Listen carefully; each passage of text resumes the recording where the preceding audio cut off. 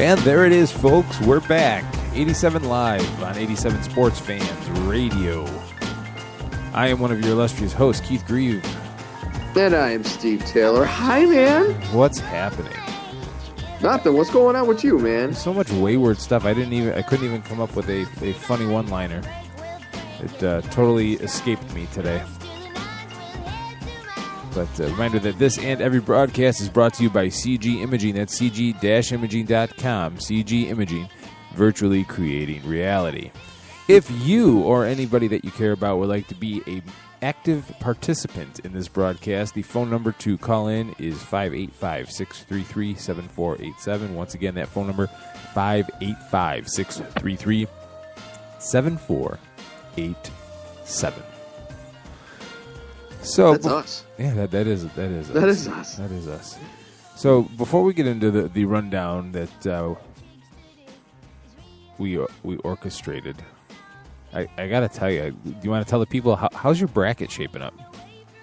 My bracket's a disaster. I mean, I don't know how many people in this country actually can be proud of what their bracket is doing. I mean, mind you, there are still, if somebody picked all the number ones and twos to be in the final, like Elite Eight, Final Four, they're probably doing all right. I mean, a lot of the 1 and 2 seeds are actually still in it. But anyone that decided, like me, to pick a number 3 seed with the greatest coach possibly in college basketball history and Mike Krzyzewski and Duke to win everything, yeah, your bracket was pretty much busted in the first round. Yeah, I didn't see that coming. Not many people saw that coming, but that was very, very unexpected. The only thing I have going for me right now is the other team I had in the championship game was Michigan State. And thanks to Tom Izzo and some solid play, they're still in it. And I really need them to make it to the final to give me any form of... You're done, dude. You're toast. Oh, I know I'm so toast. No, I mean, just mainly for me, as long as I get one team in the final that I picked, it would give me a little bit of hope, a little bit of happiness. I'm trying to think of where my bracket went wrong, and I had Creighton going to the Elite Eight. That's what that was kind of a long shot, but I mean, you know what? It's sometimes with brackets you have to take a leap of faith. Those wacky things happen. So why not? Why wouldn't it be my bracket? But what do? They go out and get blown out by Baylor, 85-55. Yeah, don't even make it a contest. I mean, honestly, it's like that failure gets magnified just because it was a 30-point loss. Yeah, but I mean, honestly, who would have thought somebody that would have picked Dayton and Harvard to be successful in this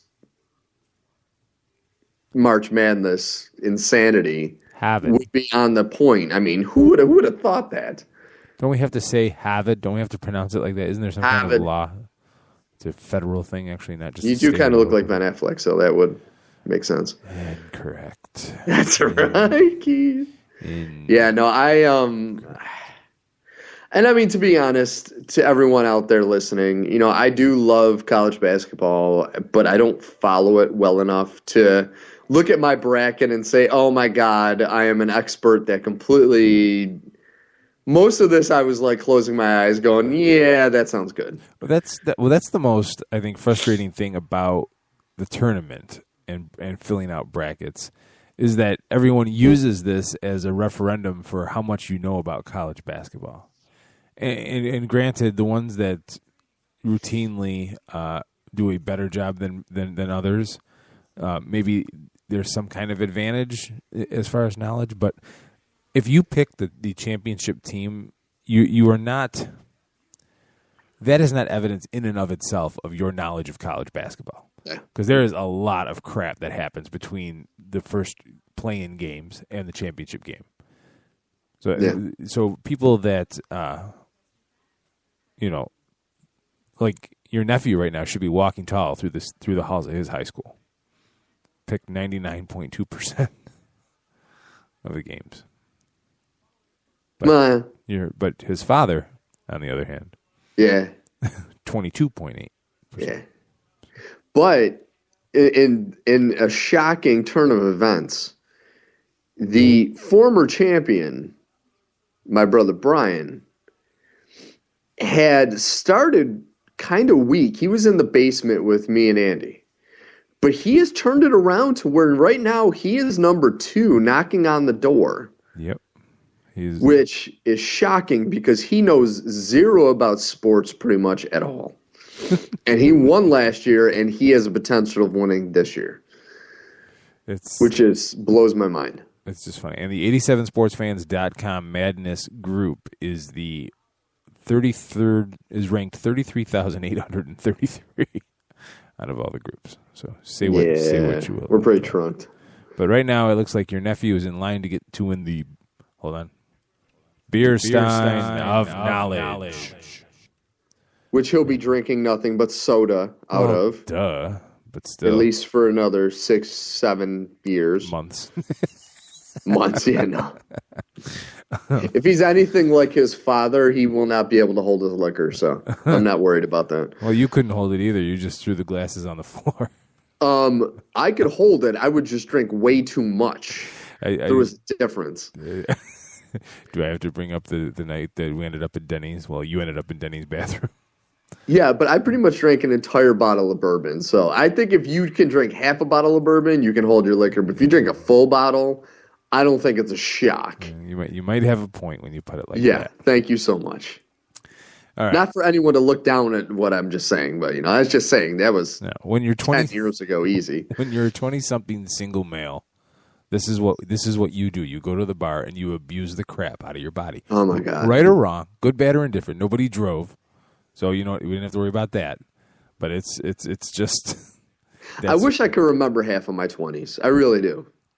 One of my favorite stories is, and I won't tell it here, I'll just give the very short version, was that this was in the days before smartphones, and you had to put your key guard on your cell phone if you didn't want to pocket dial people.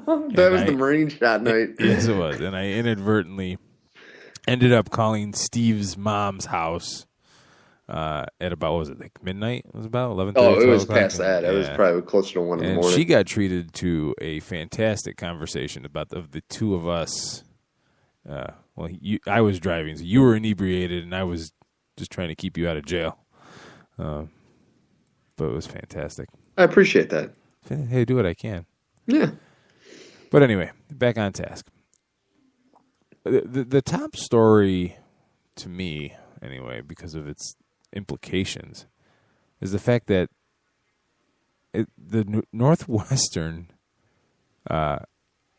athletes that have filed to get recognized as a labor union were actually approved by the National Labor Relations Board, from Brian Bennett's piece on ESPN.com. NLRB Regional Director Peter Sung-Orr cited the players' time commitment to their sport and the fact that their scholarships were tied directly to their performance on the field as reasons for granting them union rights. Holy crap. Yeah, talk about opening a can of worms. It's a giant can of worms, and we've talked about it before on the program, and we've I think we're both on the position, and correct me if I'm wrong, that athletes should be allowed to seek compensation for their name, their recognition. Yes. Okay.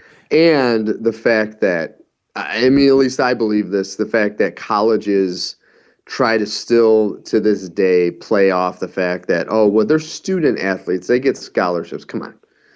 These are guys that come in there. They don't go to classes. They don't really, very few of them actually take their education seriously. They are employees that are brought in to make the college millions. Some of these colleges, if it wasn't for their professional, or I said professional, if it wasn't for their sports, be it football, basketball, baseball, volleyball, some of the big collegiate sports, they wouldn't be able to afford half of what they afford. Their sports teams make more money than any alumni or booster could ever give them. So to me, it's funny when these guys come out, and I think that's the problem. Is if these college presidents would have come out and just said, listen, we understand, instead of coming out and saying, oh, well, they're students and we're giving them money for college. If they would have just come out and said, listen, we'll figure out something, this would have never happened. But the fact that they keep pushing the fact that these guys get scholarships, which, like we talked about a few weeks ago with the whole Mark Cuban thing, these guys get scholarships as long as they can play. As soon as they get injured or they can't play anymore, their scholarships are gone. And that's a key part for people that are trying to argue this. Any side of the fence is to know that just because you get a scholarship, you're not guaranteed for 4 years. Exactly. They can pull it away at any time. So it's really, unless you're a top starter, it's really arbitrary about whether you can count that as compensation for your education. But this opens up a whole other angle that really I don't think is being talked about enough because everyone's focusing on the payment of players. But if this decision stands, and I'm sure there will be appeals, but if this decision stands through the appeal process and athletes are now viewed as being employees of the university, then that whole concept of amateur standards and NCAA bylaws gets called into question. Oh, absolutely. Because what is an amateur? The way that the NCAA has defined it to date has been that pretty much you don't receive any compensation, period, pretty much. So now you're an employee, you're able to collectively bargain for your employment rights. Now you have an employer, and you should be compensated by that logic. So how do you go about policing this giant kerfuffle? Yeah. Oh, this is a huge mess. This is going to become the biggest. I predict in the next year, because this is a huge step, but it's going to take time for everyone to kind of collect. But other sports are going to follow suit, especially the ones that look at football and say, well, why are they getting all the attention? We're working just as hard, and we lose as much as they do if we don't pan out. I think every single sport in college is going to follow suit with this. And this is going to become a gigantic story in about 6 months, especially when the college football season starts again. Because that's going to bring even more attention, because this is only the start. I mean, if Northwestern does this, how long is it going to take for agents to get their claws into some of these top prospects at other schools and say, you need to start doing this too? Mm-hmm. Yeah, this is huge. Like, I'm surprised it hasn't. I'm almost wondering if the media hasn't given it as much attention in the last 12 hours that it deserves, because they're afraid what's going to happen, because this is going to turn into a gigantic mess.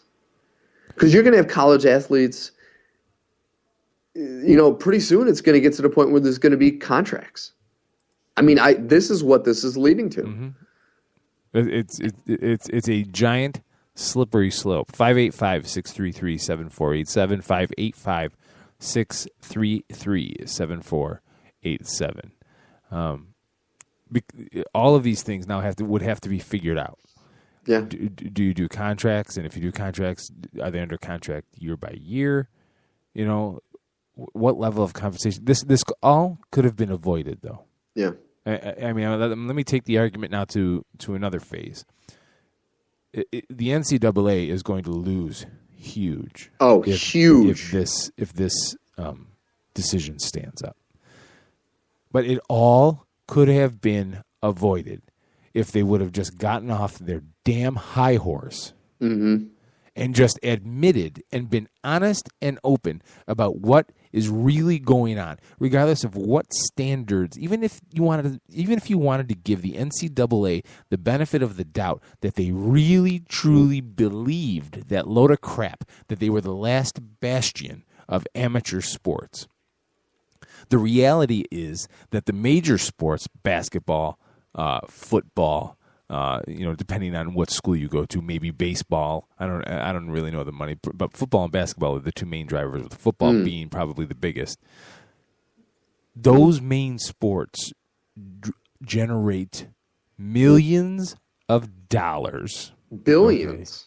okay? If not billions, not just in ticket sales and concessions business and all that, but there's also the paraphernalia, the jersey sales that magically, they don't have any names, but they all have the same number. It's not attributed to some person, but it's always the most famous person to wear that jersey, at least in recent years. All they had to do was just be realistic with everybody and allow the players, like we've talked about on this program, to profit from autograph shows, be able to appear as a spokesperson for a local business, get some kind of monetary compensation for what they have done on the field.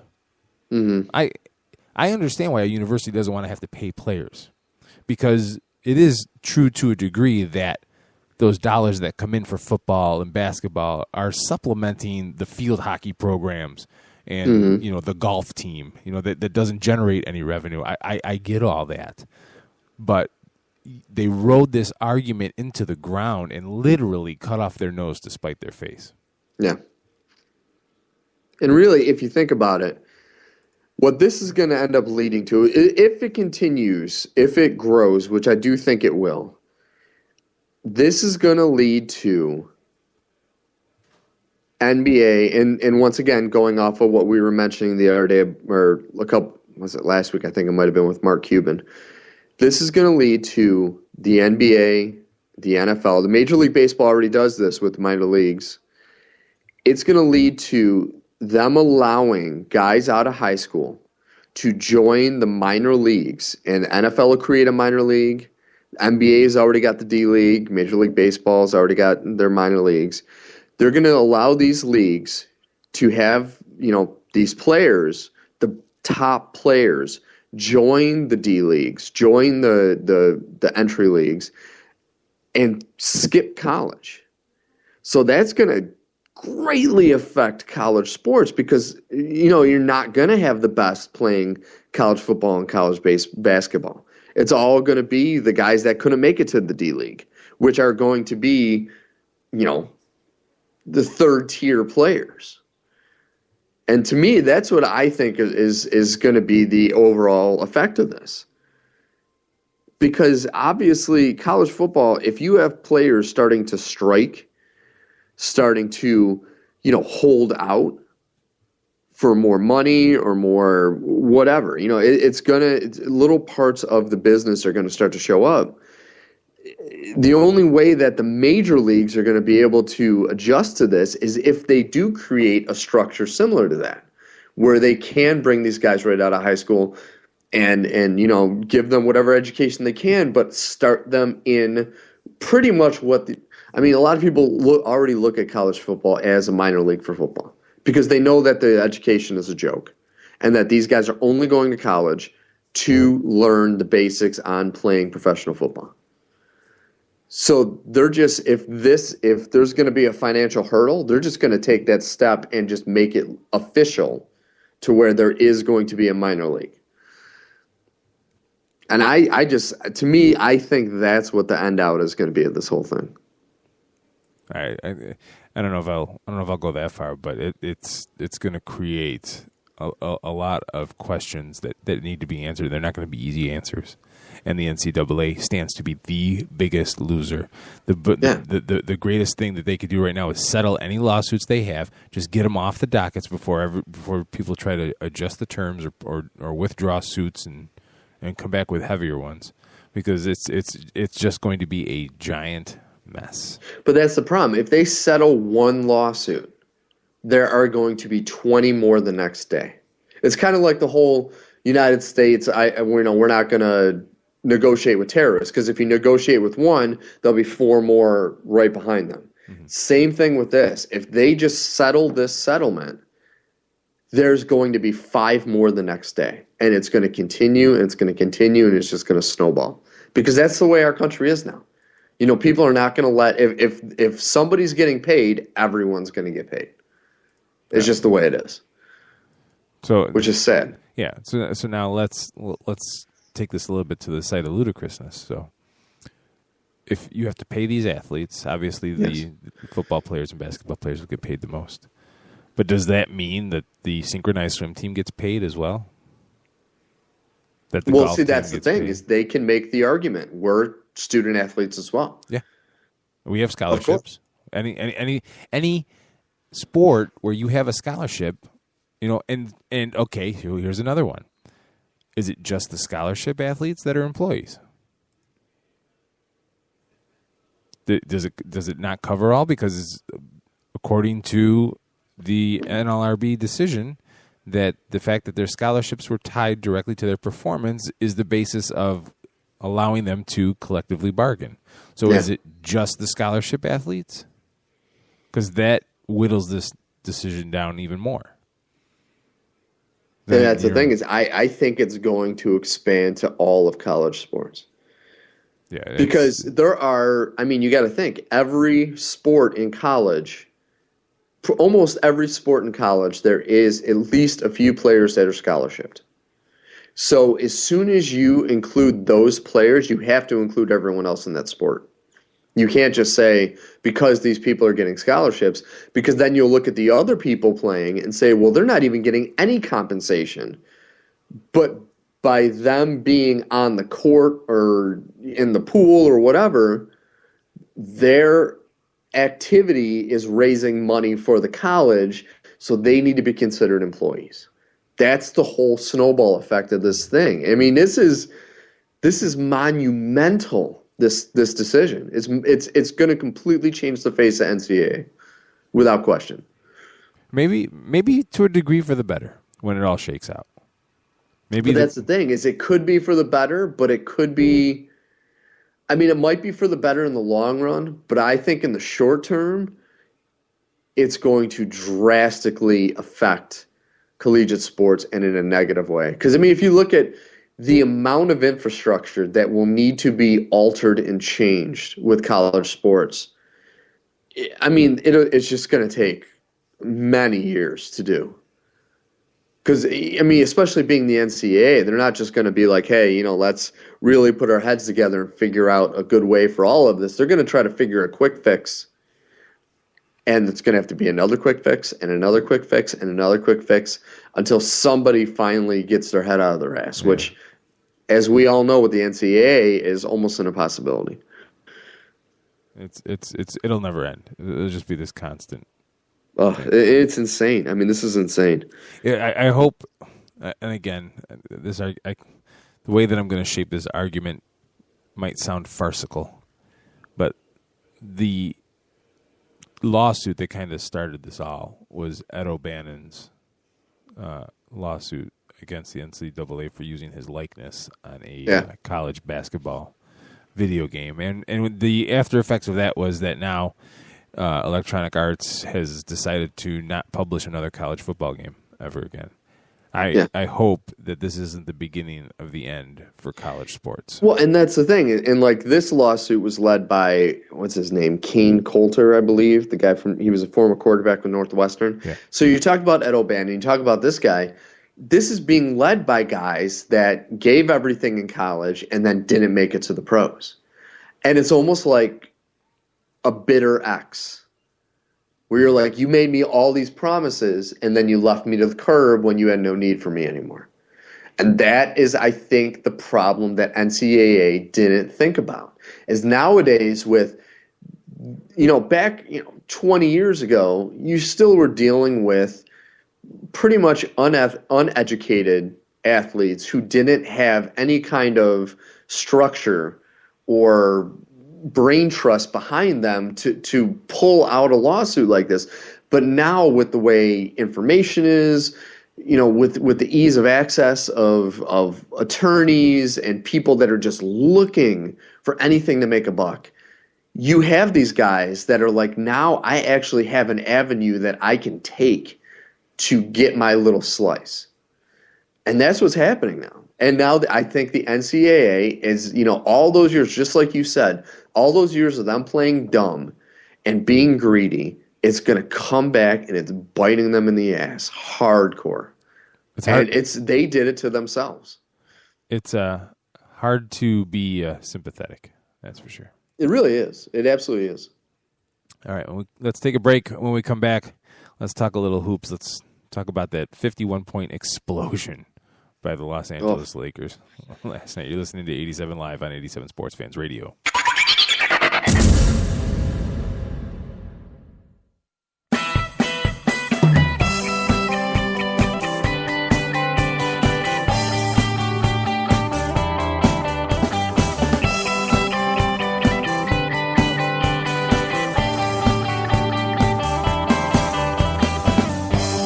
Something shines in your eyes tonight.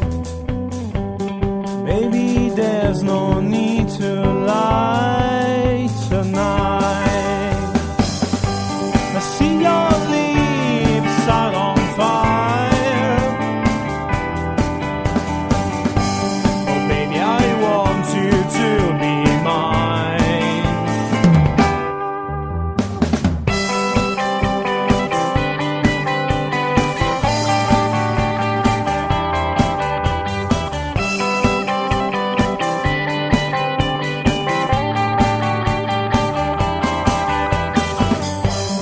Catch me, baby, I'm waiting for you. So come on, break the rules. The time is right, the time's tonight. Let it start and you won't stop. Let it start and I won't stop.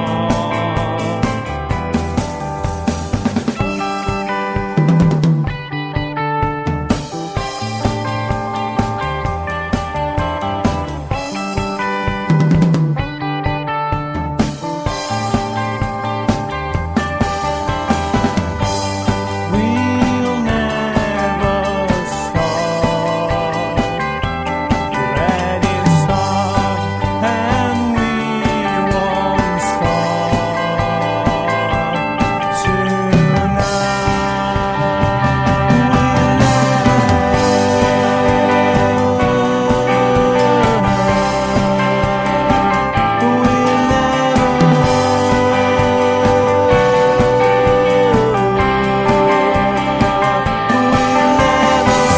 because this night belongs to us.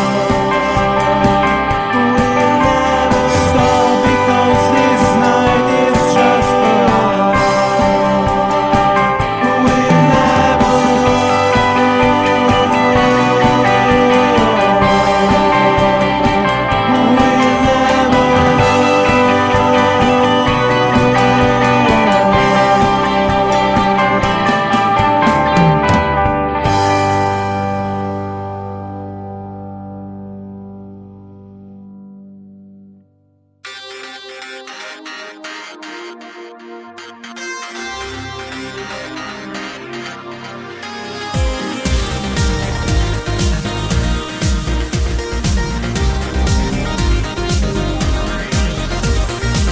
I feel this crowd of emotions stumbling all around my heart. It must mean that you're near me, 'cause I can breathe you like you start. I'd give you everything, I'd take you anywhere you'd ever want to go. Just tell me what it takes to make you mine. 'Cause all this time I've been waiting my life to feel, baby, you love this you. But while my past keeps on fading, say that you're here to stay, baby, don't have to take what's left from me.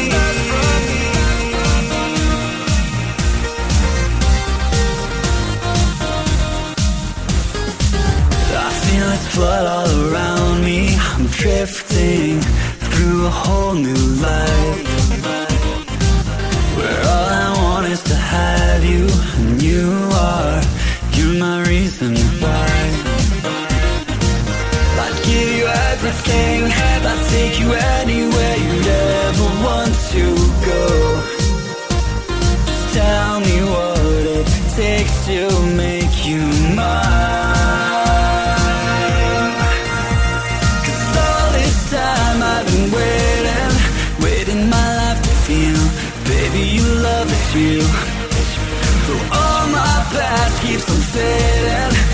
that you're here to stay. Baby, don't ever take this love from me. All this time I've been waiting my life to feel. Baby, your love is real. But while my past keeps on fading, say that you're here to stay. Baby, don't ever take this love from me.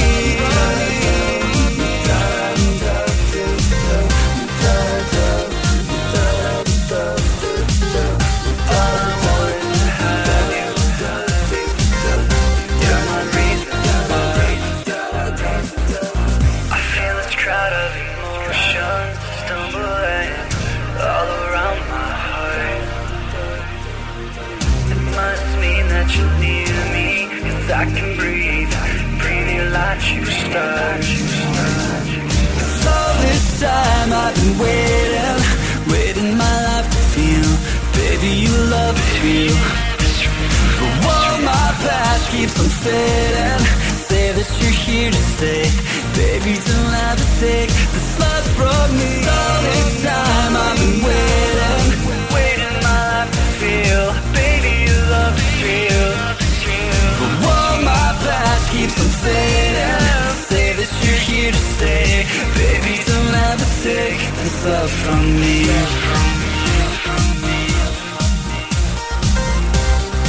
Baby, don't ever take love from me.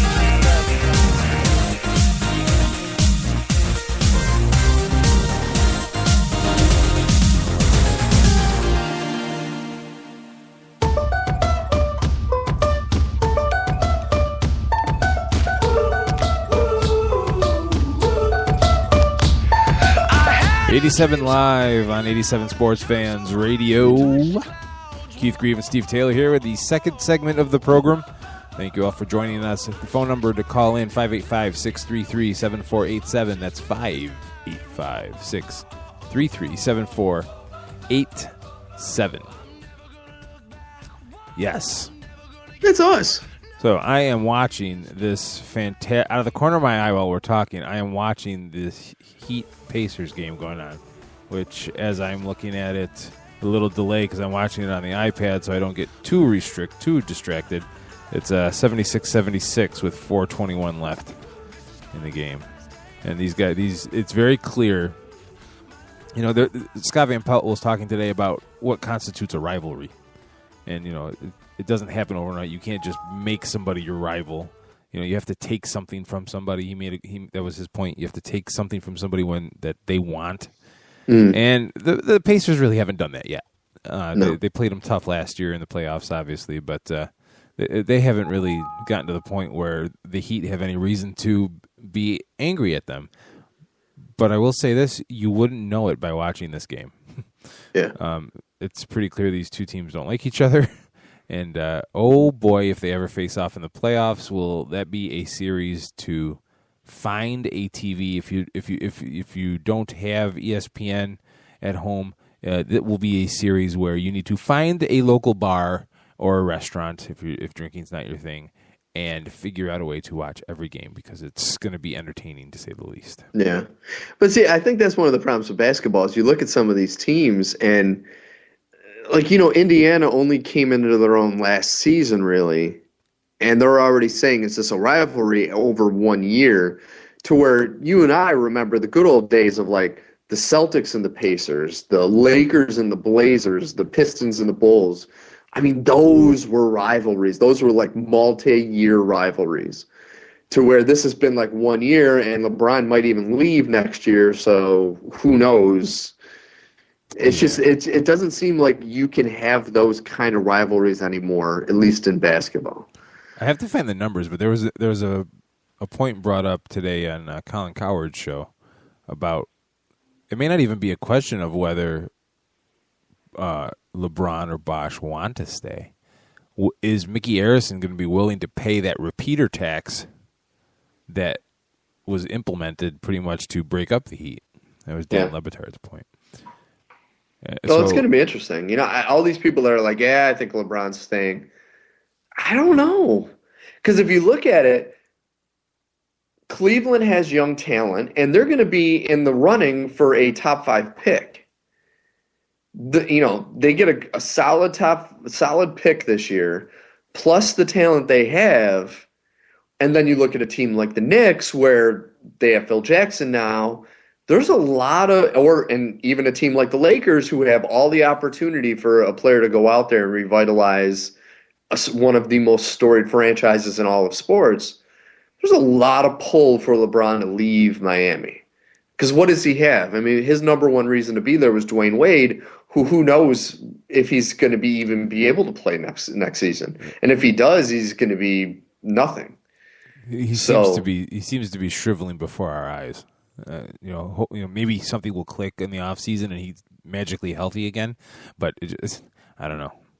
He's too old and his knees are too bad. That's the problem, though, with some of these athletes is you think they're going to be able to come back, but you and I know once you hit a certain age and there are parts that are not working, they are not going to work ever again. Yeah. Like your knee, like our ankles, it's just like it's never going to be the same. Yeah. Which is sad because I always liked Dwayne Wade. I always thought he was a solid player. Father Time is undefeated. Yes. So speaking of the Knicks, you brought them up. I did. So I have, I've made no attempt to hide that I'm a Laker fan, but this season has been an absolute abortion, and I have pretty much stopped watching games. I have the Score Center updates. I'll check in. I'll maybe watch a couple plays, but usually I just can't stomach it. So I look down and I see that Knicks at Lakers has tipped. I'm like, oh boy, we'll see what happens. Phil in LA, blah blah blah blah. And then I get the first quarter update. Knicks lead Lakers 22-14. And I'm like, 14 points against these Knicks, the one of the worst defensive teams we've ever seen. Or at least it feels that way. And then, oh my God, did the floodgates open.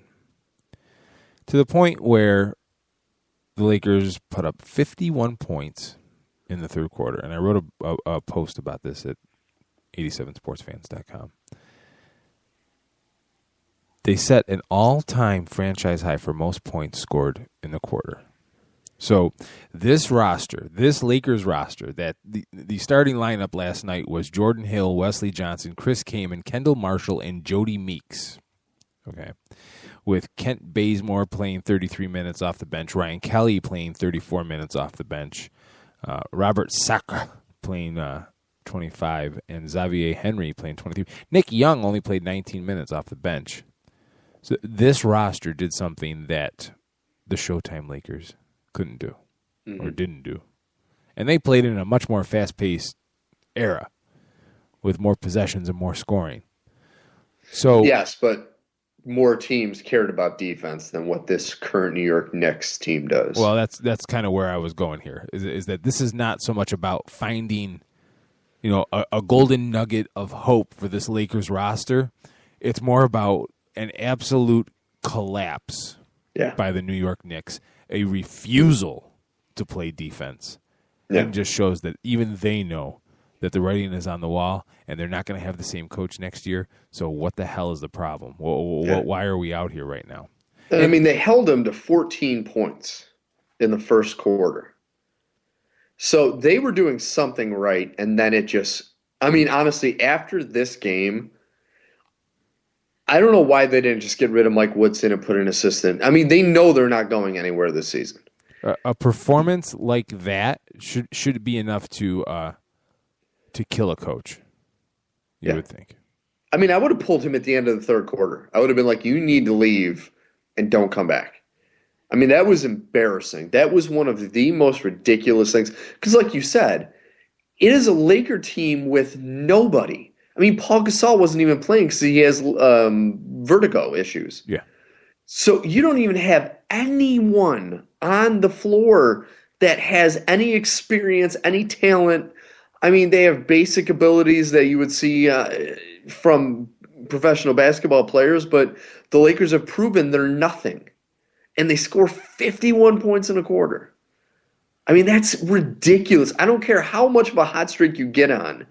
If you play minimal defense against these guys, they will not get off half of those points. For the game, the Lakers shot 57.8% from the floor.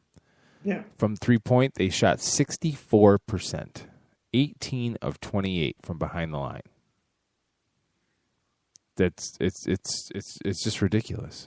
Yeah, but if you look at most of those, there was never a hand in their face. I remember back in the day when I was trying out for the 9th grade freshman basketball team, the coach laughed at me because I'm only like 4'2", and he said to me, he goes, "Quit trying to block their shots. Just put a hand in their face. That's all you need to do, and they will miss half their shots."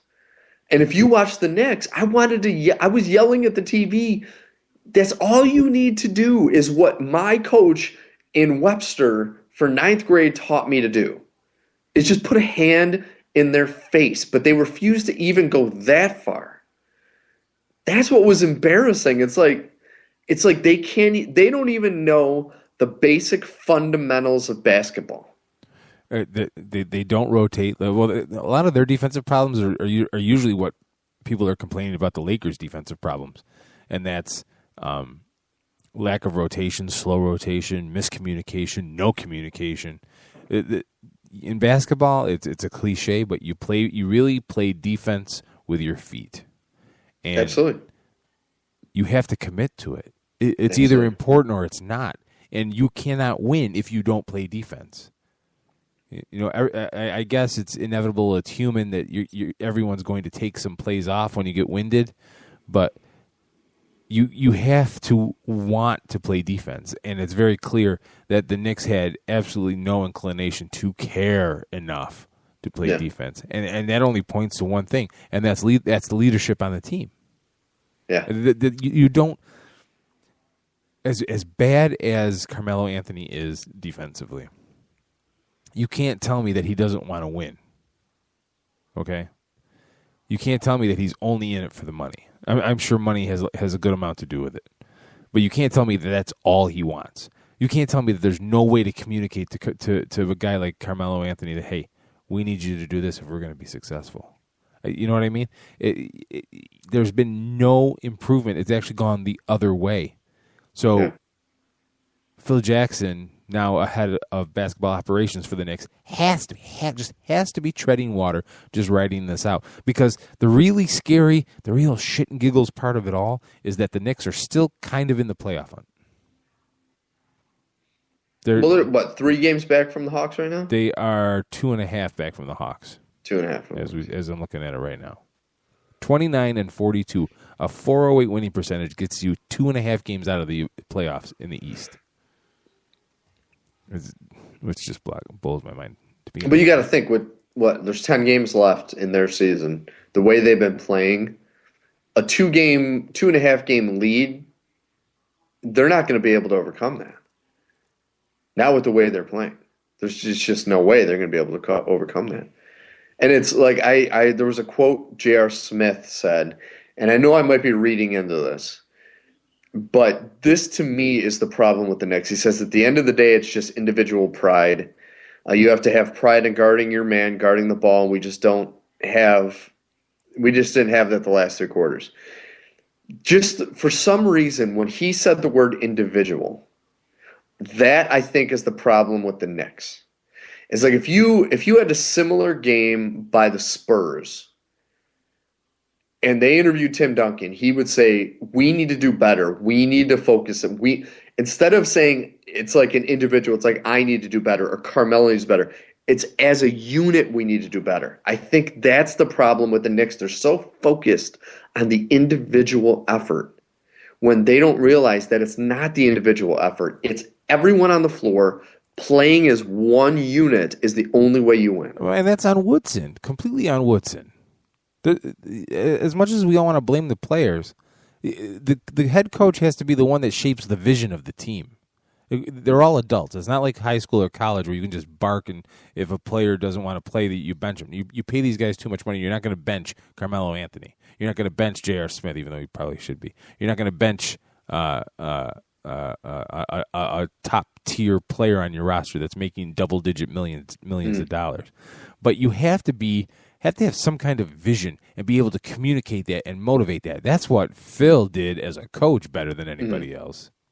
But that's the thing, though, is the best coaches in all sports have at one point benched their best players to prove a point. So, like, to me, and I know Phil has done it. I've seen him do it. And you look at this past season, Bill Belichick did it with one of his best defenders in the postseason because they didn't follow the rules. And it's just like sometimes you do need to do it. I mean, what would he lose right now? He knows his job is done. What would he lose by benching those players if they don't perform right now? He doesn't lose anything. He might even gain respect and help himself get another job by doing that. It's like sometimes these guys need to be put in their place. So, I mean, maybe that is the key. Maybe that's something that whoever the coach is that Phil brings in, even though I do believe the majority of these players are going to be gone, but whoever he brings in is going to need to have the balls to do something like that. Mm-hmm. And I feel bad because I love basketball, but I hate watching how awful it's gotten. Well, like this, we talked about the clutch and grab game that is now, and just really bad offensive basketball. It's 54 seconds left in this Pacers Heat game, and Indiana's up 81-80. So this game is going to be probably under 90 points for both teams. Yeah, it just becomes really hard to watch. Really hard to watch. But getting back to the Knicks, I look, even if the Knicks make the playoffs, who are they going to beat? I said in my piece today that I'll go out on a limb and say the Raptors will beat them in 5 games. You think about that. I mean, Toronto's at 40-31. They're scoring 100, just under 101 points a game. I think that they would be able to beat the Knicks in 5 games. See, I give the Knicks at least enough credit to think that they would make it out of the first round. Mainly because they do have amazingly talented people on their team. They can score. So they might make it out of the first round, but do they advance past that? They will not go. I mean, you and I have discussed this. There's 2 teams in the East. It's either going to be Indiana or Miami, and that's the sad part. Is it's set in stone now. It's one of those 2 teams that's going to be in the finals. I don't know. Watching this game tonight, I'm not convinced either one of these guys. You know what I mean? But that's the thing, is that's how bad all the other teams in the East are. Like, these 2 teams tonight are playing probably not their best basketball, but there's no one else in the East that can beat either one of those 2 teams in a 7-game series. No one. Not a single team in the East. And that's the thing. That's how lopsided it is, and that's how sad it is. And it's been this way since the tip-off of the season. You could pretty much look at the East and be like, it's going to be either Indiana or, especially, let's give the benefit of the doubt with Chicago. But as soon as Derrick Rose went down, that was it. It was one of these 2 teams. And since that day, there's been no doubt that it's going to be one of these 2 teams. The Bulls have been playing better basketball. The Nets have been playing better basketball. As of late, to look at their overall records, it'd be easy to dismiss, but you really got to look at how they're playing. Yeah, but I mean, you got to think the Bulls. They don't have that guy in the postseason like a Derrick Rose, or even last year, what's his face, Nate Robinson. They don't have that guy that can take over a series and win it against a tough team like Indiana or Miami. And you look at New Jersey. They do have those guys, but 5 years ago. Mm-hmm. You know what I mean? There's no, Garnett and Pierce, they've played well, especially in the second half of the season, but they're going to be out of gas. It's not like it was when the Celtics took the Lakers to 7 in that last series they played against each other in the finals, where in the second half of Game 7, the Celtics had a lead, but completely ran out of gas because they were too old. They're at that. I mean, that was what, 4 years ago, 5 years ago. Mm-hmm. You think all those extra miles added on to Garnett and Pierce, there's no way they're going to be able to make any kind of push. They might make it to the like conference finals. They might. But they're not going to beat either Indiana or Miami in 7 games in the conference finals. It's just not going to happen. It'll be interesting. It will be interesting. But here's the thing: is that this is the beautiful thing about the playoffs is that you can have a 10-game under 500 team, but all you do is you win game 1 or you win game 2, and all of a sudden your interest is peaked.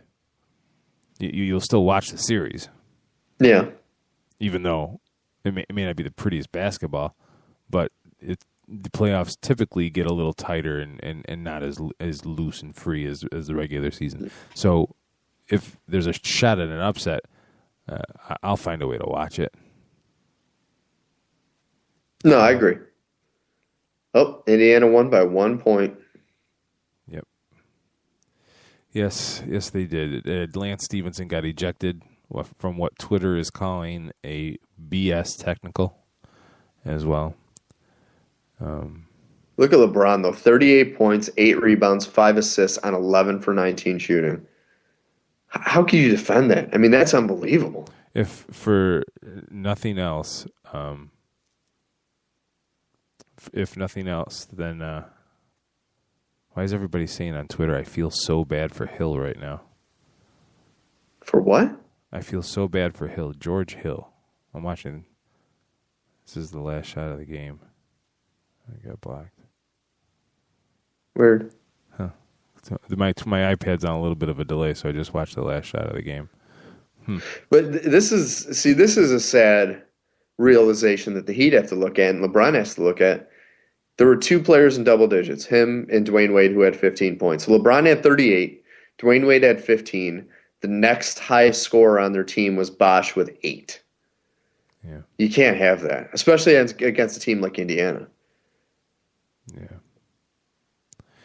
If nothing else, I mean, this game, it's determining home court advantage for if whenever these teams meet. When you look at Indiana, had 4 players in double figures, but now and I thought Greg Oden was put in the starting lineup. He was. He started. Okay, they need to get more than. I mean, he was 1 for 1 shooting, so he made 4 free throws, which is good. But I mean, 6 points and 1 rebound. They need to get more out of him than that. How many minutes did he end up with? What's that? How many minutes did he end up with? 6 minutes. Yeah, he started and Hibbert backed him down pretty easily in the first quarter, and that was the end of that. See, I don't know if it was smart for them to give in that much, because if they do meet them in the playoffs. I think giving Oden more experience at dealing with Hibbert would actually benefit them. Unless there was some kind of injury I'm not aware of, but that could be. Because Hibbert is a big guy, so I could see him maybe, like you said, by backing him down, giving Oden a little twinge here or there. Early on, Hibbert was getting the ball on the block. And it's just too close. Yeah. So even the commentators were noticing that it wasn't physical enough.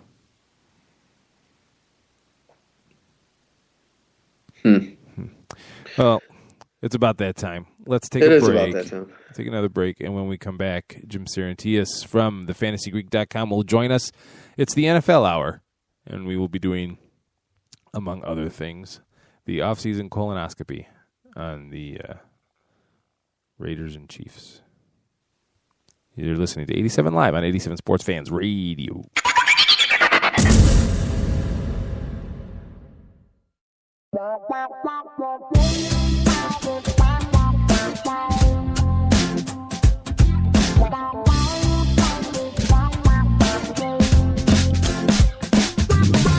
Baby, you're a mystery. Tell me what's a girl gotta do. Looking at the history doesn't seem to give any clue.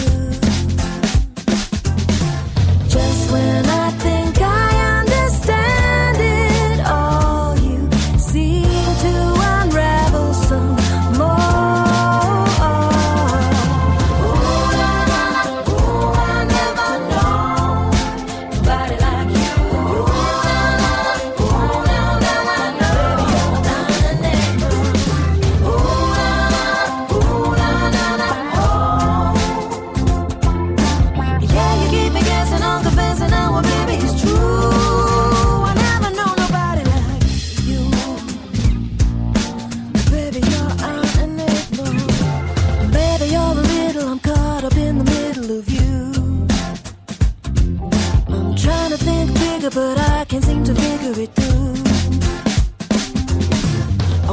make it better, but now I'm scared of looking a fool.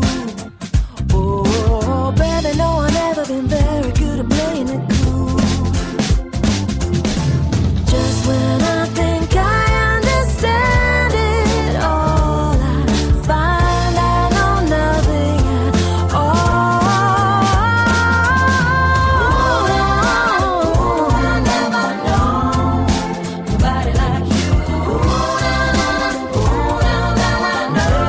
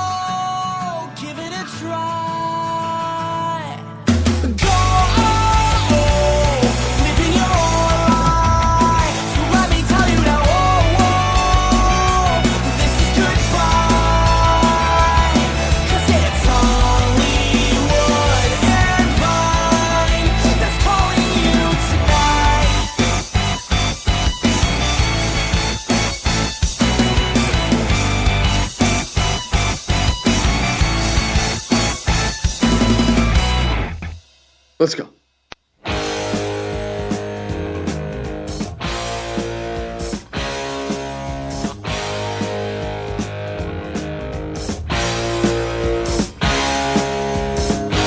'87 Live on 87 Sports Fans Radio.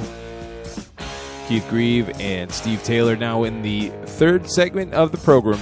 585-633-7487. That number, once again, 585-633-7487, because it is time for the NFL Hour, and we are joined, as usual, by none other than Jim Sarentius from thefantasygreek.com. Follow him on Twitter. @thefantasygreek is the handle. Jim, welcome back to the program. Keith and Steve, how the hell are you guys? Oh, fantastic. Loving life, sir. Loving life. Fantastic. A reminder that this, once more time, that this and every broadcast is brought to you by CG Imaging. That's cg-imaging.com. For all of your digital imaging needs, you have a patent maybe you're filing, you want some nice illustrations to go with it, go to cg-imaging.com. Virtually creating reality. All right. So we had some football news here. In case y'all didn't, pay attention to any media today. The Chicago Bears agreed to terms with defensive end Jared Allen from the Minnesota Vikings. Jared Allen, who pretty much took every trip he possibly could before making up his mind, even went to Seattle twice.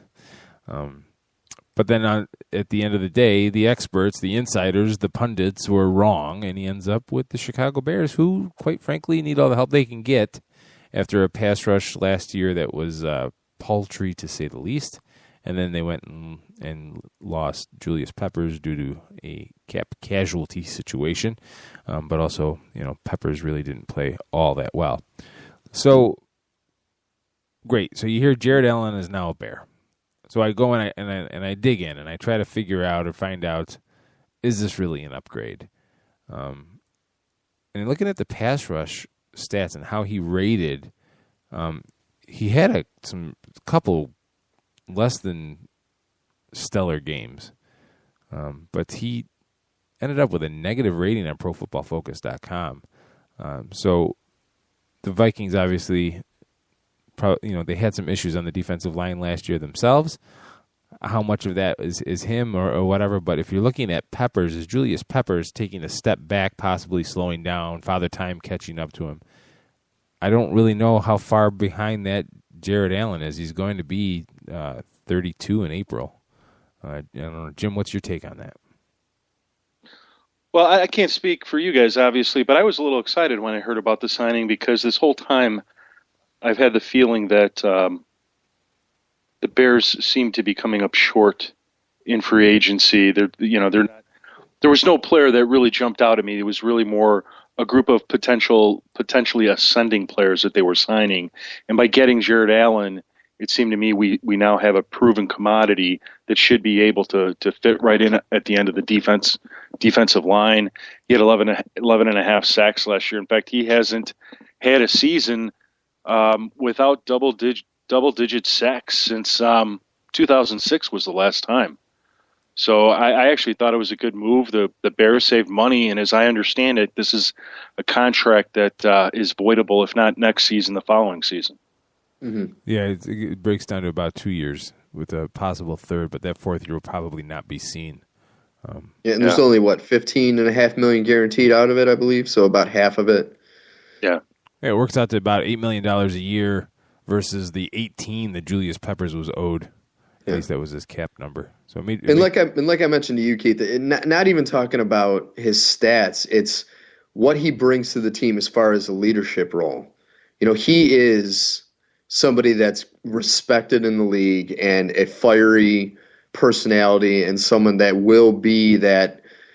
I don't know if he'll be as vocal a leader as Brian Urlacher was, but it seems like that's what the Bears defense was really missing last year, was that one person like an Urlacher that can grab everyone in a huddle and say, hey, you need to do this. And Jared Allen seems like that kind of guy. He is that kind of personality. Does anybody know, has he cut the mullet off yet? I was thinking that same thing, but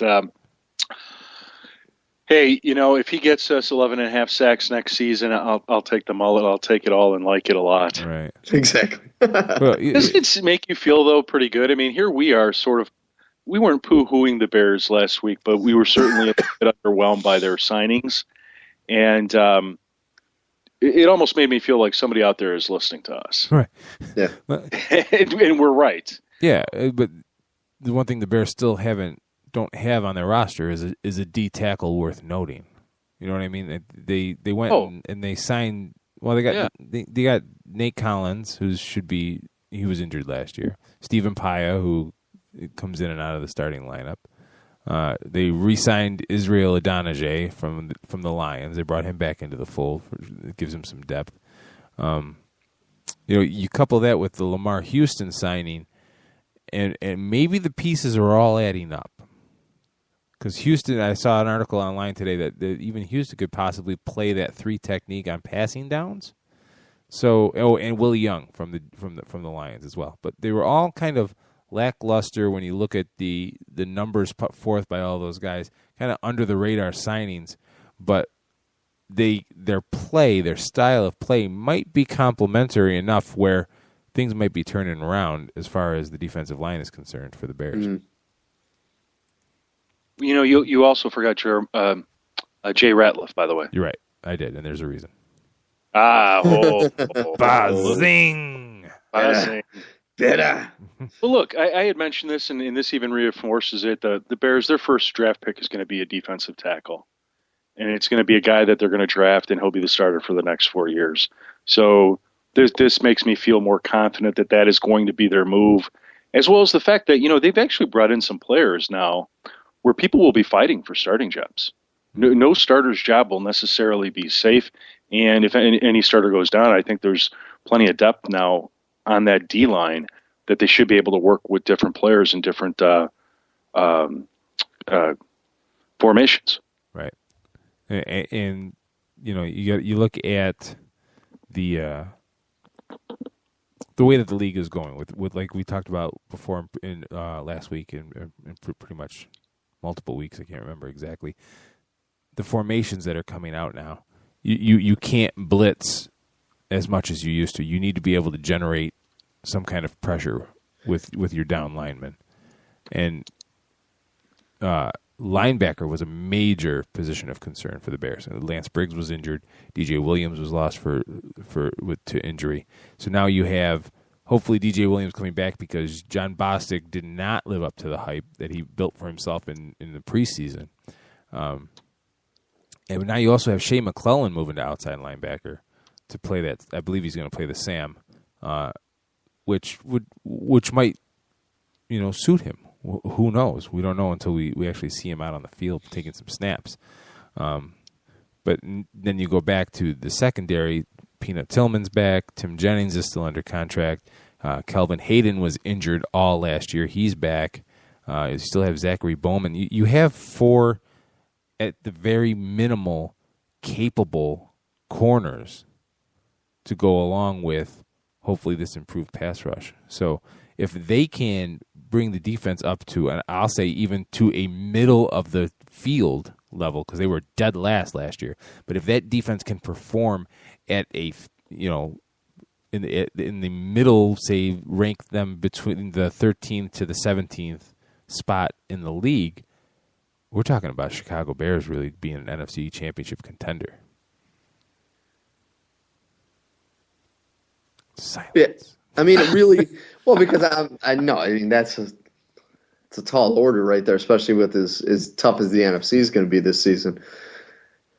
I don't know. I want to believe that. And you just got to hope that the defense with the new additions, they learn how to play together and learn how to play together fast.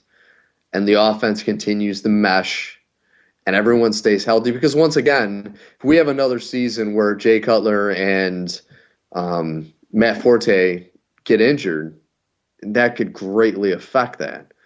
So to me, yeah, if everyone can stay healthy and the defense can find a way to play together with all their new pieces, this could be a very formidable team. I don't know if they're going to be able to really, scratch at Seattle, but they're definitely going to make some noise. That's for sure. Well, you bring up that, and they would have defensive struggles against Seattle's offense simply because Marshawn Lynch would run over and through and around last year's Bears defense. Could not stop the run at all. But we also got to remember that there was an awful lot of injuries to key people last year. Lance Briggs, Charles Tillman. The defensive line was decimated. The interior defensive line was decimated. But offensively, I'd put the Bears' offense at an even shot with the Seattle Seahawks defense. Mm-hmm. I don't have any qualms about making that claim. See, I don't know about that because you look at Seattle; they still have youth on their side, and they are a pretty much intact group that has played together for multiple seasons. Mm-hmm. So I don't know. Like, to me, that might be pushing a little bit. I'm not saying the Bears are better. I just think it would be an even push. Well, here, I think it really boils down to, are the Bears in contention for the NFC North? And I think the answer is yes. It's at least going to be a 2-horse race, maybe a 3-horse race if you put the Lions into the mix. Vikings, they probably still need to do a few things, but certainly their defense should be improved. So the Bears are in that conversation, and that's important because if they can just get into the playoffs, the Seattle Seahawks are going to have some things going against them. They certainly have lost some players in free agency and some pretty good ones. Even if they weren't starters, they're solid backups that are going to be starting for other teams. They're coming off a shortened off season. They're going to be more prone to injuries this coming season, and they've got to get through some pretty tough teams themselves in the NFC West. So, I think if the Bears can just get into the playoffs, that's the first step. And if that happens, certainly they have a shot, and just like any other team. And we'll see. It's a long off season. We've got the draft coming up. Certainly, there's going to be some more free agent signings. We're just sort of waiting. I think the next wave is going to come right after the draft. Yeah, it'd be curious. You say defensive tackle. I think that there might be a safety move there. Mm-hmm. Well, here's the thing. The defensive back position, I think, is very deep. And whether you want to talk about safeties or you want to talk about true cornerbacks. And so I think the reality is the D tackle, there's 3 good ones there. And the Bears should snag whichever one is right in front of them. Yeah. Although that's not to say there aren't other teams that might take one first, but I'm very nervous about any player named Ha being drafted by the Bears defense. Nice. That's a great name. Don't usually need a reason to say ha watching the Bears defense last year. Anyway. Okay, so everyone's making a big deal, and I just kind of wanted to put this out here about the NFL banning dunking the football as my God. touchdown celebration. I'm all for celebrations. I think the NFL goes too far, but when you couple it with, and I'll be honest, the first one that brought this to my attention was Colin Cowherd today.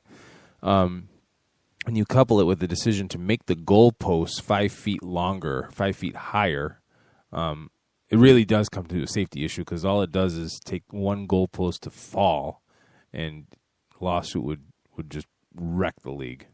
But I wish it didn't have to happen, but I understand why. What do you guys think about that?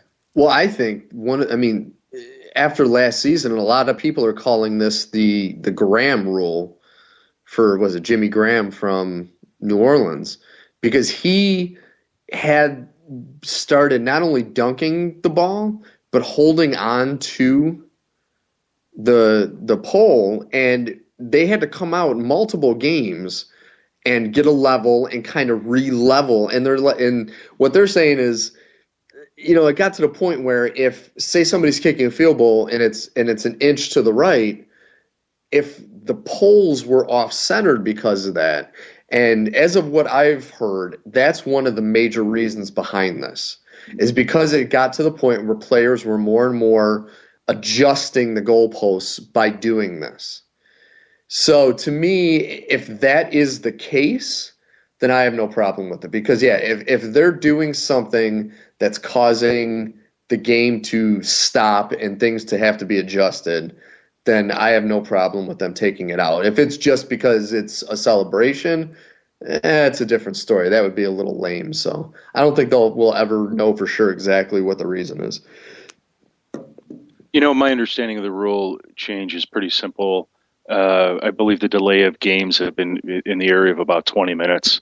And besides just sitting around for another 20 minutes waiting for a football game to get going, from a revenue perspective, the networks, the teams, everybody loses on this. And I think it's fine. I mean, it's pretty dumb. As long as you allow celebrations of some sort, then if this is one that just, hey, come on, guys, hey, it's over, it's done, let's move on. If they want to push the kicker back some more yards for the extra point, I'm actually all for that. I really think that that's just a great way to give teams an opportunity to differentiate their kickers, making the kicker more important. In fact, let's just make it like fantasy football. You know, at 20 yards, you get for field goals, we should make it like fantasy football. Everything 30 yards in, you get 3 points, 40 yards, 4 points, 50 yards, 5 points. You know, let's just do it. I mean, you might as well make it worth something. Make it a technical finesse. It's a chess pieces kind of game. Hey, I got a better kicker than you. I think that's great. And you should also make it punitive that if you miss a 30-yard field goal, you get minus 3 points. No, is that what you're going to say? Could do that, but my perspective of that is the fact you get no points is punitive enough in the real football game. I mean, you're giving up your field position. That's true. But like raising them 5 feet, I don't think is actually a big deal at all. I think that's actually good because it's going to take the guesswork a little bit out of the hands of the officials. I mean, that doesn't really affect the game at all. It just makes it easier to judge a made field goal against the one that, might have strayed a little bit going over the bar. So to me, I don't really see that as any issue whatsoever. It's mainly the dunking thing. Raising the goalpost, or are they pushing it out into the field further? No, they're raising it by 5 feet at the top. Yeah, the vertices are going to be extended 5 feet into the air. Oh, so it doesn't actually get higher, so you can't dunk. What it is the upright itself, let's say it's 50 feet in length, it's going to be 55. And therefore, exactly. More prone to tipping, I would think. Well, I actually think the reason for that is when you see kickers kick the ball to the left or right, and it actually is very close. Because technically, if the football goes over the top of the goalpost, it is still considered a field goal, and that is all based on the vision of the two officials at the bottom of the goalpost. So by extending them 5 feet, I think the point is we will now know whether or not it was perfectly with the goalpost or not, because it'll actually hit it now. See, and the problem with that is that you're assuming the refs can see. And that's the thing but they're trying to take that out, Keith. Yeah, I know. I was just trying to make a joke. Some of the officials were saying that's one of the most difficult things to call is if the ball actually made it within the goalpost, if it goes over it. They're having so fast. Anything that can take the indecisiveness out of the hands of the officials, I am all for. Why? You say that like we've had bad experiences before. I don't know what you're talking about. I don't know either. Anywho, hey, let's take a break because we're already 20 minutes. This segment is just blowing by. Let's take a break, and when we come back, it's time for off-season colonoscopy time. We're going to be doing the Raiders and the Chiefs. You're listening to 87sportsfans.com radio. I just blew that really bad. 87 Live is the show. We'll be right back, and I'll be better, I promise.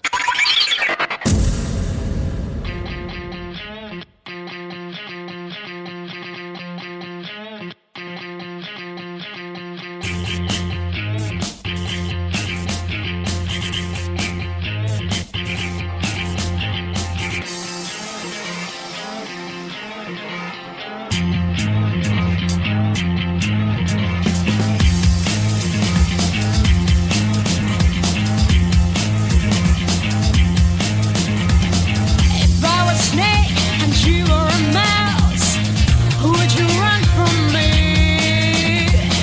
Should've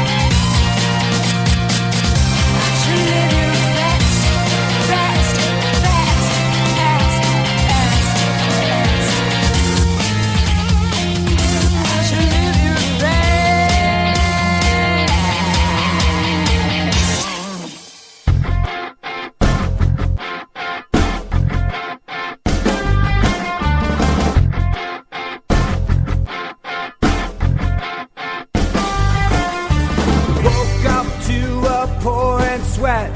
Hey, there goes Joan Jett, you know. Woke up to some wailing. Was Van Halen on my radio. Parachute pants, skinny ties, Michael J. Fox, family ties. 1984. Radio, radio, radio, radio.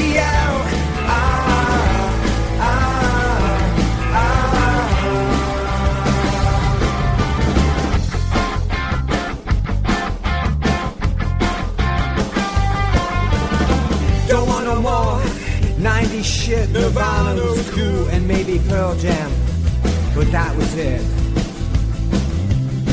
Give me Springsteen, rock and roll, Cheap Trick, not Oingo Boingo. Hey, Joey Ramone, leave Michael Jackson at home. Radio, radio, radio, radio.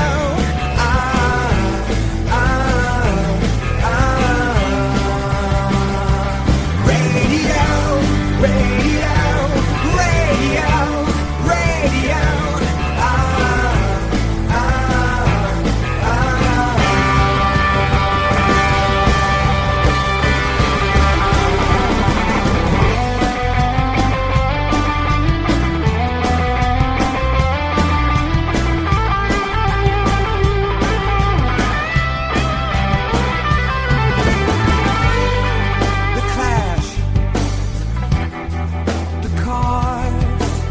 One-hit wonders, they're all stars. Billy Joe, the alarm, boombox hanging on my arm.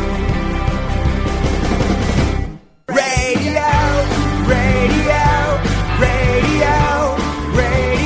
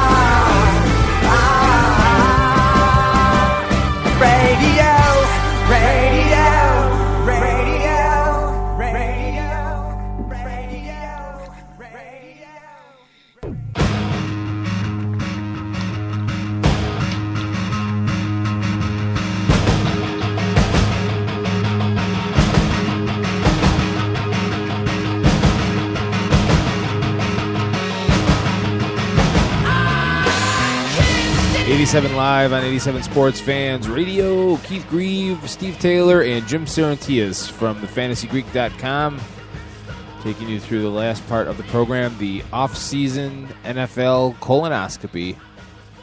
We've done the AFC East and the AFC Central already, and we now head our first foray into the AFC Western Division. The AFC West probably, well, I don't feel like I'm going out on too much of a limb here by saying that the AFC West finished a little differently than we all would have thought before the season began. Andy Reid taking over the Kansas City Chiefs. I'm sure we all thought there would be some kind of offensive improvement, but the winning streak that they went on to begin the season was as impressive as anything I've seen, just based on the roster. And let's not forget, it was still Alex Smith at quarterback. Finishing the season 11-5, second in the division to the Denver Broncos, the Peyton Manning Denver Broncos. We should refer to that team as the Denver Mannings for future's sake, just saying. They finished the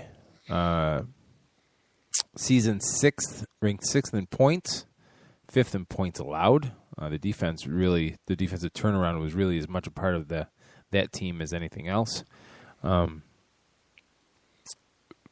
little salt left in the wound, losing in the first round to the Indianapolis Colts by 1 point, 45-44, in a game where it just felt like there was a lot of opportunity squandered by the Chiefs. But Alex Smith finished with completing 60.5% of his passes, 3,300 yards, 23 touchdowns, only 7 picks. Jamal Charles started 15 games, rushed for 1,287 yards. That playoff game, I remember there was an awful lot of injuries, though, that just mounted up. And don't want to take anything away from the Colts because there was one fantastic game to watch there at the end. But the Chiefs going forward, well, it all depends on, to me, whether you believe in Alex Smith or not. What's everybody else think? No, I think they definitely need to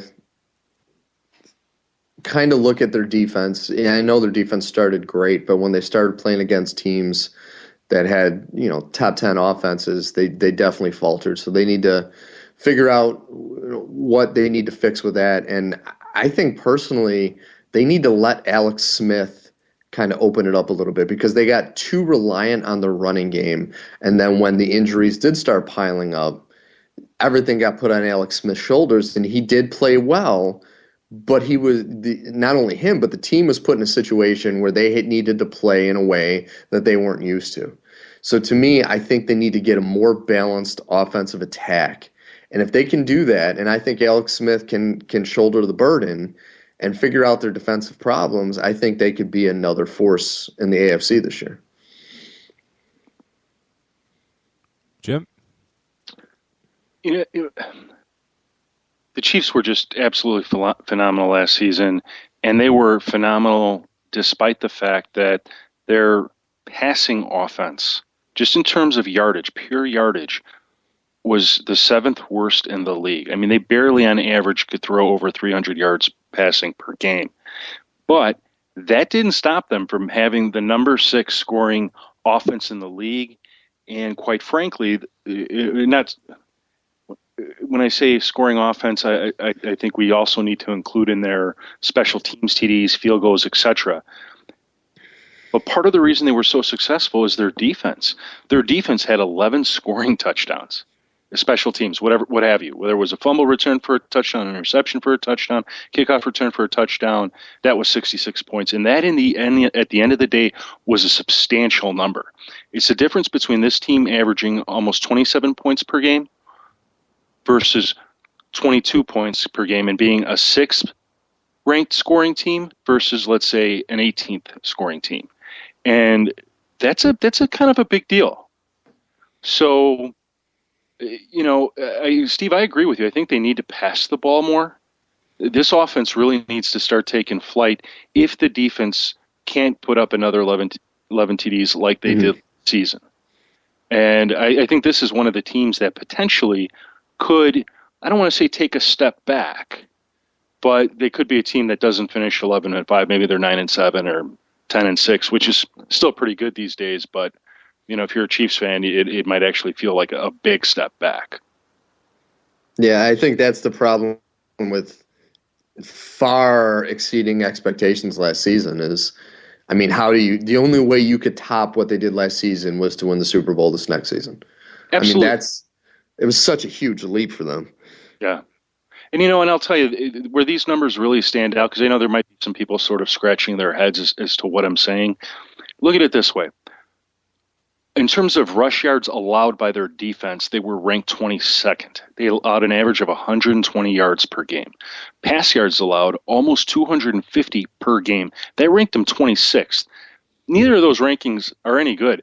But where they excelled was they only gave up less, 19.1 points per game. So the only way that that's occurring is because of turnovers. Mm-hmm. And that's why I think that this is a team that sort of is on that. They could be one of the teams that actually falls from grace a little bit next season. Yeah. Trying to think. Didn't they lose a couple free agents They did. on defense? I'm trying to remember who it was. Tyson Jackson? No. They lost defensive end. Was it Chris Houston? Oh, They lost Brandon Albert. They lost Brandon Albert. They lost John Asamoah. They lost Jeff Schwartz, so they have some work to do on their offensive line. As well as they lost Tyson Jackson. They did. Akeem Jordan. Okay. I'm looking at just at their individual ratings and everything like that. But did you know that at ProFootballFocus.com, which is my new favorite site, by the way, in case you couldn't tell, the Kansas City Chiefs had the second highest rated defense, total defense, in the NFL. Better than the 49ers. You know, no one was going to be better than the Seahawks. Where they really struggled last year, and we all kind of touched on this, was really in the passing offense. The rushing offense was top 10, but passing offense was down towards it was negative rated.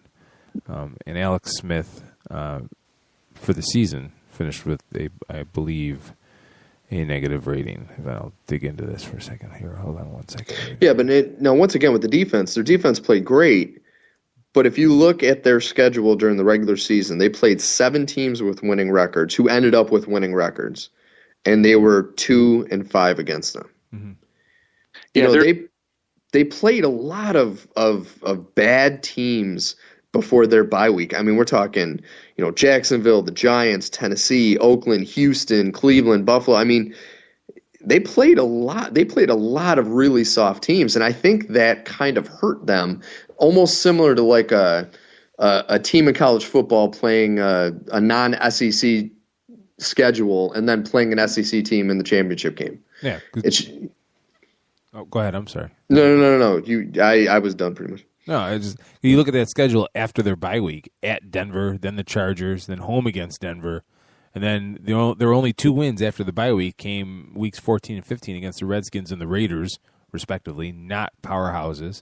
No, and they still gave up 31 points to the Raiders in that game. Yeah, and then they lost to the Colts in Week 16, 23-7. And then at San Diego again. So that was one hell. I think the second half of the season was more of a tell as to where this team really was than the 9-0 start that they got on before the bye week. Yeah, this is a team that lost a Kansas City Chiefs team that lost to 3 teams: the Broncos, the Chargers, and the Colts. They beat everybody else. Exactly. That's it. So, and Andy Reid in an interview today made a really great statement. Which I thought was very unique and really shows sort of how he thinks. He made the same comment. We only lost to 3 teams last season. Yeah. So we can learn from that. We can grow from that experience and become a better football team. And I think that's a very positive way to look at it. But with some of these personnel losses, if they don't change a few things or if their defense falters next season and isn't the same defense we saw last season, that's where I think the Chiefs could end up struggling. Yeah. Because, I mean, honestly, I think they fell victim to their own scheduling. Because if you take one of the Denver games and one of the San Diego games and put it in the beginning of their season, I think the end-out product would have been much different. Because, you got to assume after you roll through, the first 9 games the way they did, it's going to boost you up. Even if you're not quite at that level, it's going to make you think you are. Yeah. Well, you guys, both of you would agree that the game we saw against the Colts in the playoffs was probably the best game we saw out of Alex Smith in terms of being a pure passing quarterback. Exactly, because he had to pass. And that's why I think they need to let him open it up a little bit. Well, they could do that next season if their schedule becomes more difficult, which it should. Yeah. I mean, if anything, I think that was the best thing that could have happened to them because they proved that he can do it. Like, they should have faith in the fact that he might throw some more interceptions, but he has the ability and he has the arm to go downfield and to take over a game the way he did. I mean, that was a brilliant performance against the Colts. Well, he was 30 of 46, completed 65% of his passes, 378 yards, 4 touchdowns, no interceptions. I mean, really, other than Manning's game, what was against the Patriots, which he only had 2 touchdowns in that game, but as far as just pure quarterback play, Alex Smith's game against the Colts was one of the best, if not the best quarterbacked game in the entire postseason. I mean, he really was so precise and on par and was really incredible in that game. Like, I really gained a lot of respect for him in that game. No, he played well. You can't say anything about it. He dropped back 52 times and had 6 throwaways. So he's completing 65% of his passes, which is among the it's not the best, but it was towards the upper end of his completion percentage for the year. Mm-hmm. The thing that makes me more, you look at the completion percentage, he only completed 45% of his passes against the Raiders last year. And just kind of, you can't have games like that if you're going to take that next step, I guess is my point. But last season, the Raiders were one of those enigma teams that in some games they looked like they were a playoff team. And then they would go out the next week and look like the worst team in the NFL. All right, so pre-draft, obviously, this is all premature. Do you guys think if we're talking about the number 11, do you think 2014 holds more or less wins, higher or lower for the Kansas City Chiefs? I'm going to say lower. I agree with Jim. It'll be like 1 or 2 games, but nothing drastic. Yeah, I think this is an 11-win team, and I'll take the lower too. Yeah, I'll take the lower. Okay. Well, it's nice when we all agree on something, isn't it? Doesn't happen often. No, it's kind of what makes us tick, though.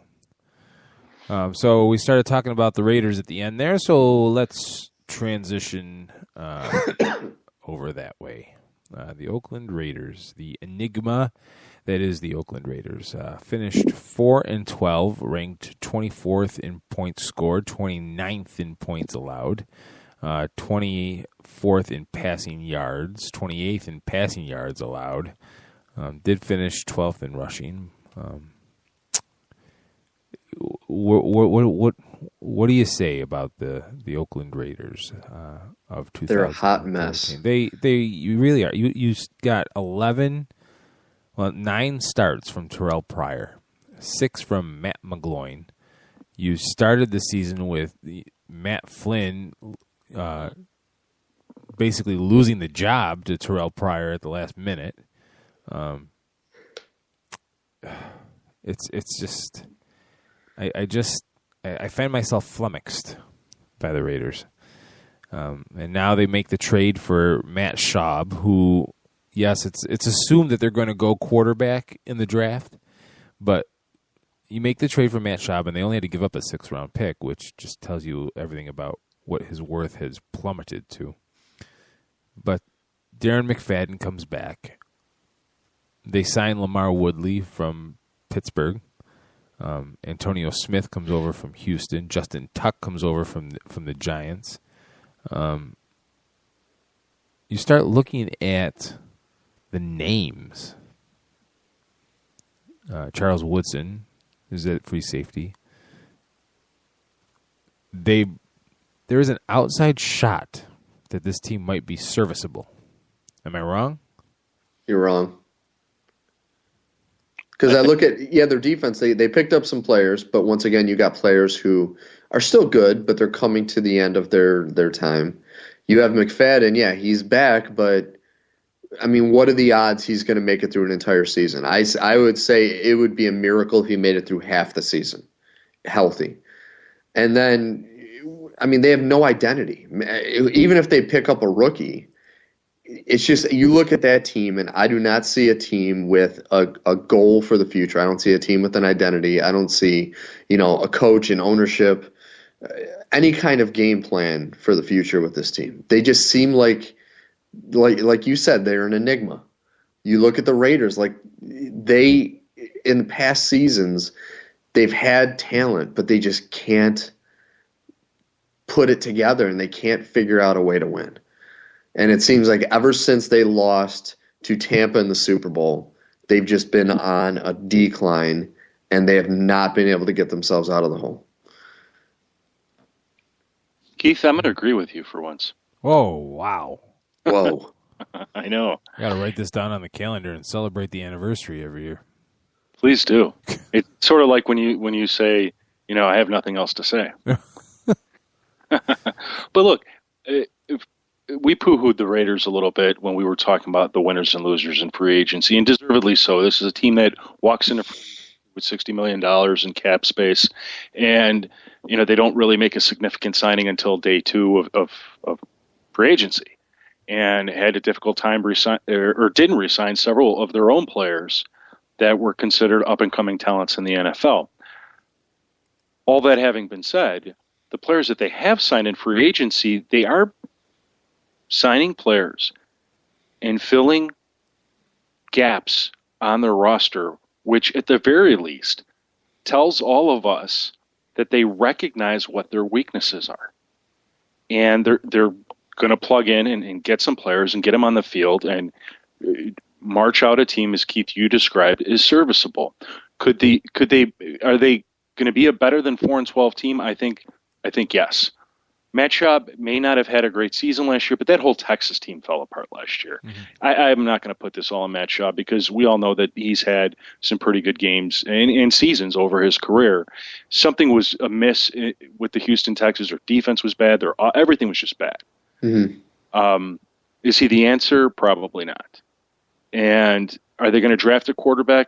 Probably yes. As their first overall pick, I think it's interesting that they picked up Matt Schaub. It was a smart move. May not have been the best quarterback available, but a smart move as an insurance policy, or as at least a quarterback that if you're going to spend one of your top picks on a quarterback, Schaub can lead the way while that younger quarterback sits on the bench and learns. Or it's going to be a quarterback that they draft that will push Schaub for the starting position. One way or another, they made the right move. So that at least should provide some comfort to Raider fans and all of us who analyze a team like the Raiders and beat up on them pretty much every season. Last year was a different season. They clearly had issues at quarterback. It blatantly was apparent in the statistics over the course of the season. I mean, this was a team that on average scored 20.1 points per game, but were giving out close to 30 per game. That's not a winning combination by any imagine. Their defense was awful. It was important that they address their defense because their defense gave up the 9th most rushing TDs and the 2nd most passing TDs.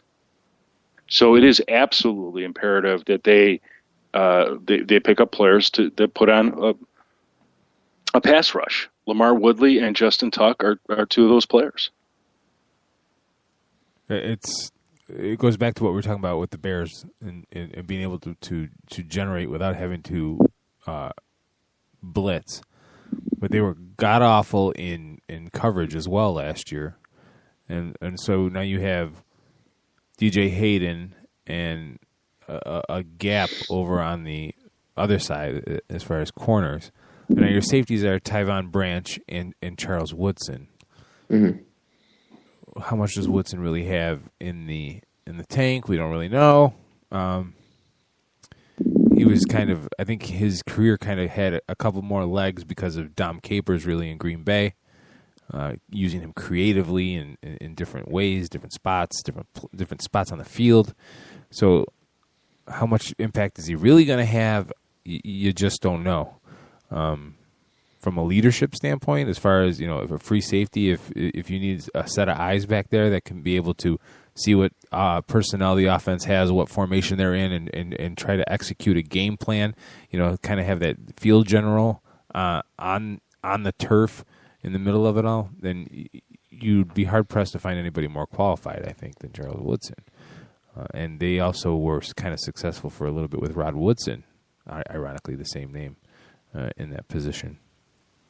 But the Jared Veldheer fiasco, where they let him go to Arizona and then tried to sign Roger Saffold from the St. Louis Rams, and then he fails his physical, and that goes away.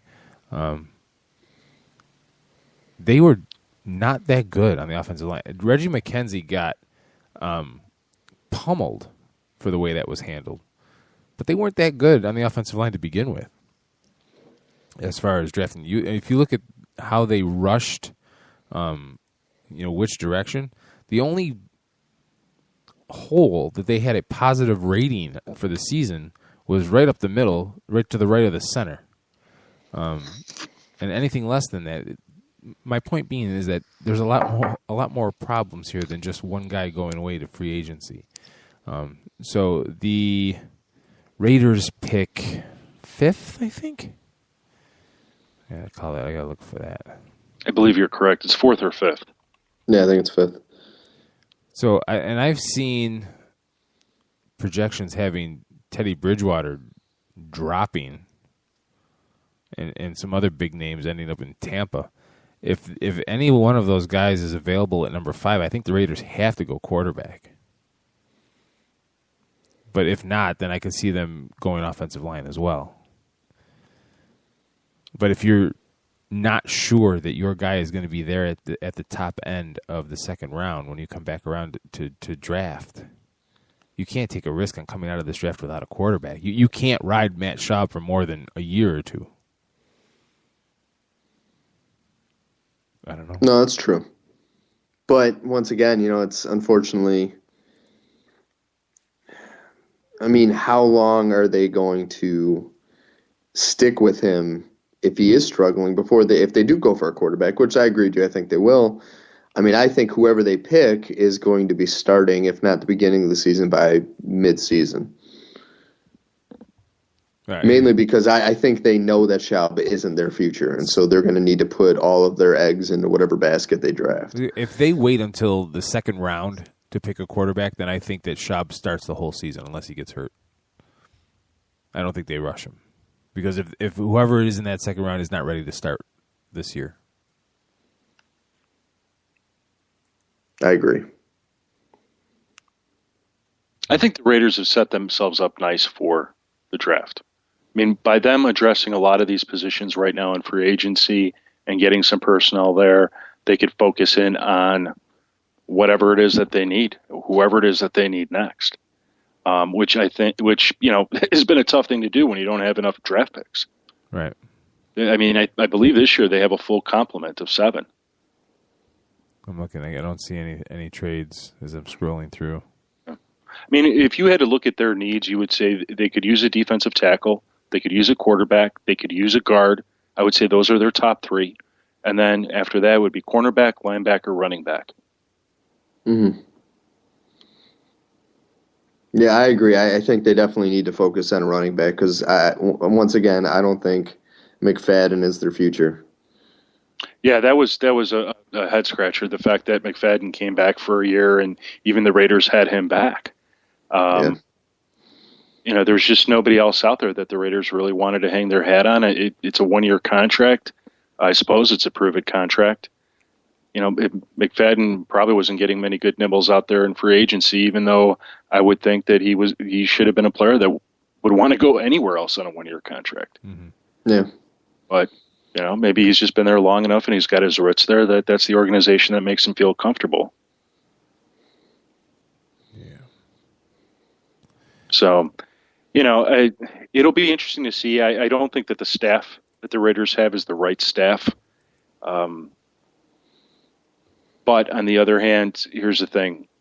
Who's there right now, who's trusted to turn this team around right now. And even though they're not making the big splashes, they haven't done anything crazy. Mm. In other words, they didn't pay $60 million to one player. There's something to be said for that. No, that's true. And, while they did have that problem losing their left tackle, signing Roger Saffold, and then basically dinging him on his physical, even though he returned to the Rams and signs a 5-year deal with them. The reality is after that happened, things seemed to settle down. I just wonder if McKenzie's really going to be there long enough to see this whole rebuild through. I don't think so. Yeah, I don't think so either. I think if they come through with a 5-11 season or even a 6-10 season, that somebody's going to get an itchy trigger finger and send him on his way. Well, here's the thing: they haven't had a winning season since 2002. Yeah. So unless Matt Schaub is the second coming, which he could be. I mean, Carson Palmer, I think in back-to-back seasons when he was in, they were 8-8. I mean, he could get this team back to 8-8 if what we saw last year was an aberration for him. Mm-hmm. What we saw last year was not an aberration, but really a quarterback on the decline, and that he can't handle the offense that they have there in Oakland. Then it'll be another 4-12 season, or worse. Yeah, because you got to wonder if because he has the abilities. It's just what last year did to his confidence, regardless of the fact if he was the problem or if there were other issues. I mean, having the kind of emotional season he had last year, I'd be very interested to see how he plays. Well, I don't know. I just don't know. I think that I'm looking at the draft picks, the way that they're set up, and it's quite possible that they will come away with a developmental quarterback at the type of the second round. So then the question is, if you're not going quarterback, do you go offensive line in this draft? It's not a very deep running back draft. They also have question marks at tight end. Not that you would use a number 5 pick on a tight end, but I think that if that 5 pick, if they don't address either offensive line or cornerback, it's a mistake.